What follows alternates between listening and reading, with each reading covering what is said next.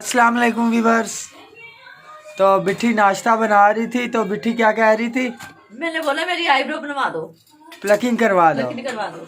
तो बिट्ठी ने नाश्ता बना लिया, ये आप देख सकते हैं। ठीक है, तो बिट्ठी पीछे लगी हुई है, प्लकिंग करा दो। मैंने बोला मुझे सलोन लेके चलो। सलोन नहीं, पोलर होता है। सलोन जो होता है वो लड़कों का होता है। क्या हो गया है? क्या हो गया है? बस कर दो, बस कर दो। हाँ, कितना तेज है। सलोन जो होता है लड़कों का होता है, लड़कियों का पोलर होता है। बाजी क्या बोलती पड़े सलोन में जाना, वो नहीं सिर्फ बोलती आमना।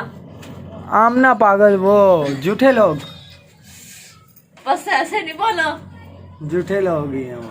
कोई नहीं झूठे लोग। तो ये नाश्ता बिट्ठी ने बनाया। चलो नाश्ता दो फिर हमें। नाश्ता करें तो फिर चले किधर? बाजार। मैं कल लेके तो गया था बाजार, शॉपिंग करा के लाया।